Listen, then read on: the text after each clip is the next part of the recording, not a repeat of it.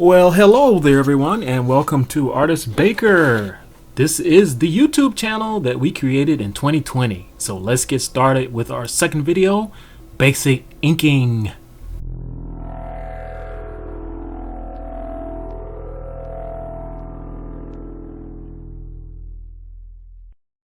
Good evening, whatever it is on your time of the planet. I bid you a fond and howdy, a creative day.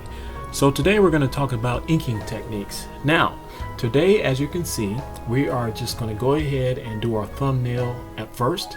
And after we do that, we're going to go ahead and get some ink on it. Now we're going to start by bringing the thumbnail to actual lines by getting any type of pen. Normally I'm going to use the Pilot or a Precise pen. V7 is a good choice, or even some Sharpies, just to get the initial lines laid down. Okay, so we get the lines laid down. We're basically tracing over our thumbnails to get the sketch that we want. All right, and that's what you see me doing here now. In about a minute or two, you're going to see me get some actual inking done. So let's just watch it for now. Again, like I said in the introduction videos, I use various pens to get the line art done. Some of my favorites are Microns. I like using the Pilot also. That's Precise pens. I like Faber-Castell, and I like Pitt Artist pens a lot. They give me some really good definition. Okay, they help with the composition as well. One thing I do want to mention about traditional line work and inking, you are doing everything pretty much by hand. Okay, so if you make a mistake, you need to make sure you have some correction fluid. Hence the advantage of working on programs, because everything is just a back button or short key.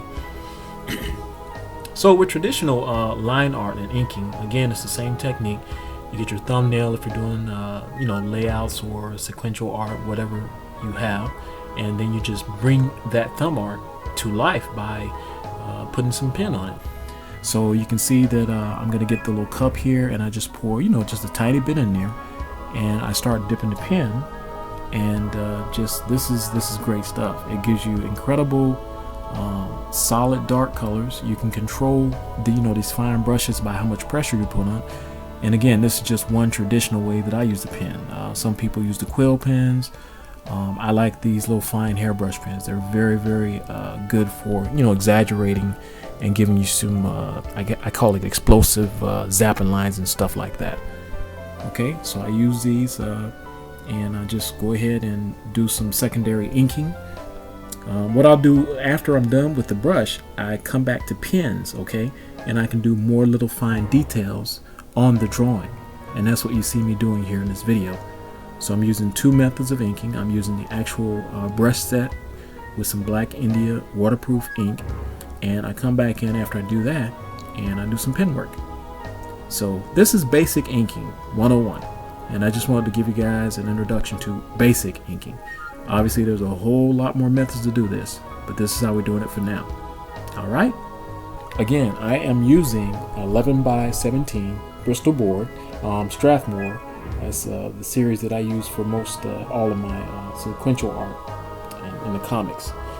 I have been known in the past just to draw on anything. If we're out at dinner or whatever, I'm drawing on a napkin. I do believe that practice makes perfect, and I'm always drawing. It's just something I believe in. So what I'm doing here in this video, as you can see, I bought the figure. This is Zapman from my latest Baker Comics indie movie, Pink Hammer versus the Zapman, the Pain of the Zapman. And it's actually me playing that character, because I didn't have any cast male at the time that could do that role, and we had to get it done in one weekend. So it came out pretty good for a short indie film.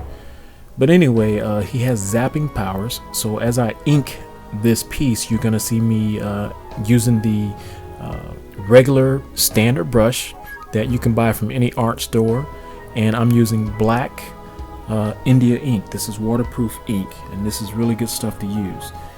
You do have to be very, very careful, because you don't want to mess anything up when you're working traditionally. Okay,